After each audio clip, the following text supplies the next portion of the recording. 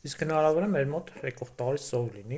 հաշվի առնելով, որ մեր սննդային եւ առարկային կախվածությունը գերակշռ մասը կախված է Ռուսաստանից, եւ Ռուսաստանին եկող տարի հսկայական կոլապս Արմագեդոն փոթորկալից իրողություն է սպասում, մեկից մեկ մեր մոտ սով եւ կոլապս կառաջանա։ Այդ դեպքում ինչ անել, ինչին ոնց դիմագրավել, լույսներս դնել մեր օկուպացիոն կրեմլահազարական կառավարության եւ Բաքվին ու Կրեմլին ծառայող ընդդիմության իշխանության վրա, դա բացառվում է, մենք պիտի գոնե պատկերացում կազմենք ինչ ունենք, որ քայլեր անենք։ Խնդիրը կբաժանեմ 3-4 մասի։ Չնայած հիմիկվա ռեալներով այդ 24 ժամ 7 ռեժիմով այնտեղ երբ ու զանգ ես առաքումով այդ իրականության մեջ, որտեղ ամեն ինչ հասանելի, ամեն ինչ լիոբոել է, որպես ստրատեգիկ պաշար, ոչ ոք, նույնիսկ մեծ բիզնեսը չունի ամիսների պաշար։ Լավագույն դեպքում շաբաթ, մի երկու շաբաթ, դա խոշորի համար, իսկ միջին ու փոքր առևտրի կամ սննդով զբաղվող գործունեության մարդկանց համար ամերիկի օրվա պաշար ունեն։ Դրանց պայմանավորված է բարձր սակագներով, ապրանքների հարկային լուրջ պարտավորություններով, թղթաբանությամբ, առևտրային ու պահեստային տարածքների հսկայական թանկ գներով։ Բացի դրանից այդ ապրանքները ձեռքաբերում հիմնականում բանկային վարկերով, որոնք բարձր տոկոսներ է, ասացու բարձր համաշխարհային տենդեցի առումով, որպես այդպեսին երկարատև ակտիվները ոչ մեկին ձեռք չի տալի։ Այդ դեպքում ինչու մեր գյուղատնտեսության վրա հենք չենք դնում, նույնց եմ կրկնում, եկող տարի 26 թվականը Ռուսաստանը սպասում է հսկայական կոլապսներ, մեկը մյուսից հետևից, վառելիքի վերամշակման գործարանների հերթով Ուկրաինայի հարվածները, այնտեղ սանկցիաների խստացումը, որի արդյունքով արտադրություն գյուղատնտեսությունն է թուլանում, հսկայական մարդկային զանգվածները, աշխատող գործունեության, որոնք մարտական դաշտում են կամ վիրավորվել են, կամ զոհվել են, կամ բանակով են զբաղված, դա ազդում է ամեն ինչի վրա։ Եվ քանի որ մենք 70% սննդային ու վառելիքային կախվածություն ունենք Ռուսաստանից, դա միանգամից անդրադառնալու է մեր վրա, դեռ մի քանի օրվա մեջ։ Մենք ունենք Հայաստան գյուղատնտեսության բնագավառը ներկայացնենք հիմա, եթե առևտրային բնագավառում դա վարկերի թանկ սակագն արտադրական պահեստային գներն տարածքների գներն է, պետությունը ոչ մի քայլ չի անում, իր տարածքներ տրամադրի, փակ շինություններ պատրաստի, մարդկանց ասի, եկեք վերցեք, պետական գումարով ֆինանսավորի, գնացեք տարբեր երկրներից ապրանքներ բերեք եւ չասել, որ պետությունը պարտավոր է անի։ Պետությունը ունի պարտավորություն, ունի դեղորայք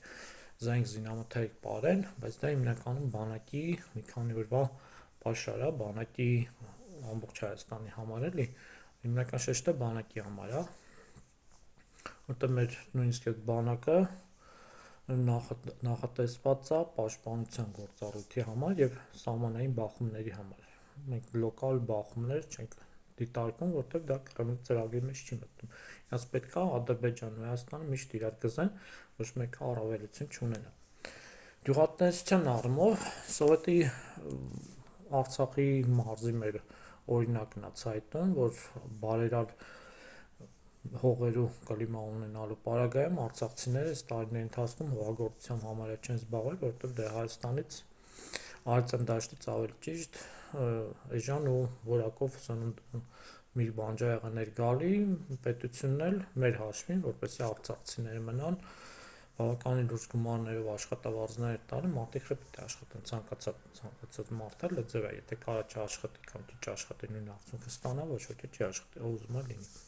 Մարդը այդ ինչ գործնով իրար պիտի լինի, որ այդ հանուն այդ գործը առաջ տանի։ Եվ ունեցանք Արցախի շրջափակումը, Արցախի մարզի ու 22 թվականի, 23 թվականի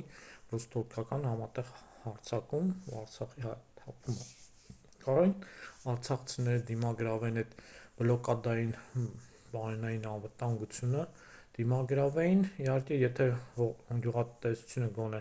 միջին մակարդակի պահին, գոնե տնային տնտեսությունը մեծամասամբ, այդ ամեն հարցերը հեշտ կլուծվեն։ Մեր առումով խնդիրը նրանում է, որ սովետի ժամանակ ունենք 400,000 հեկտար վայելահող, որը մոտ կեսը ջրովի էր հողերը, կեսից մի քիչ, այգիները բանջարանոցային կուլտուրաների համար, բայց հիմիկվա ռեալներով վառելիքի թանկության պատճառով պարտանյութի ու դեղորայք բուժանյութերի ջրելու նոր սպառման խնդիրների առկայության պատճառով գյուղատնտեսությունը անկում ապրում, որ ռեալ նայենք, մեր երևի 25-30%-ն է հողերի մշակում, որտեղ վառելիքը շատ թանկ է,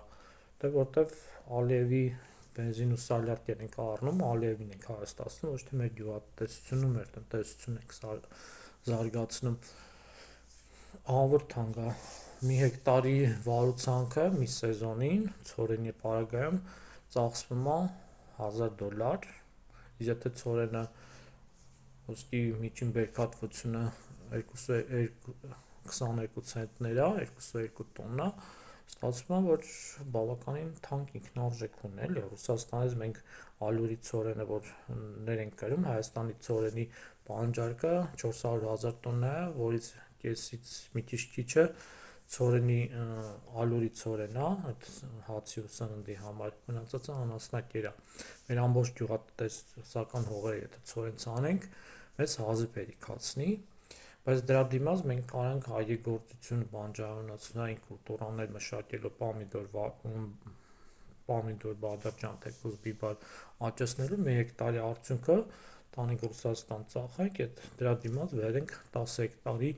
ցորենի բերք, այսինքն կամ կոնյակ գինի պատրաստենք, այնտեղ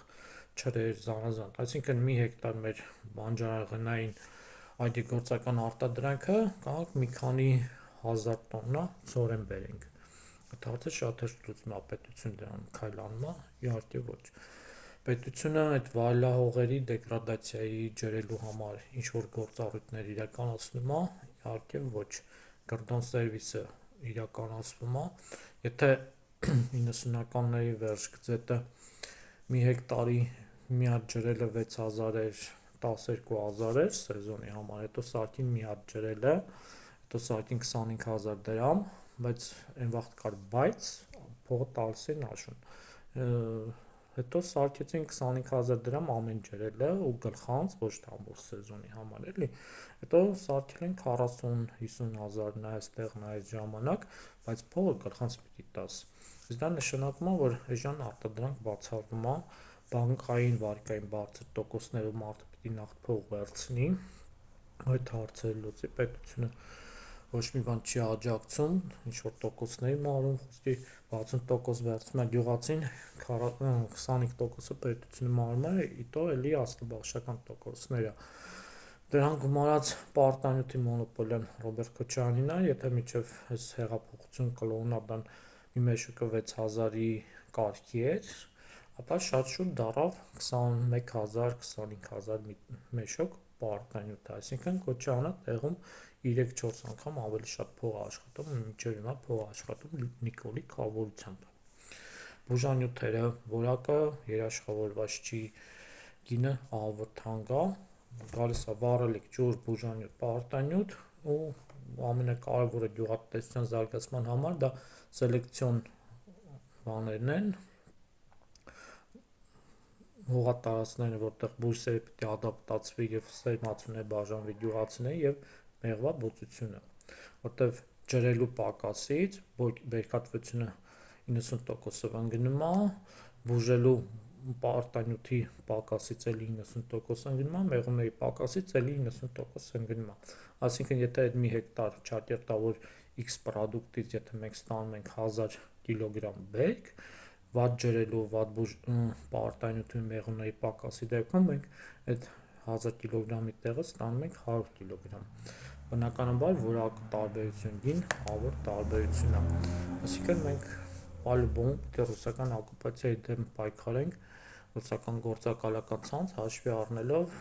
որ մեզ այդ ապագան սպասում է, իմ հորդորն էլ գյուղատնտեսներին, այգեգործներին, հողագործներին, գոնե մինիմալը միջին մակարդակով պահեք, մինչև տենանք եկող տարի ընտրություններին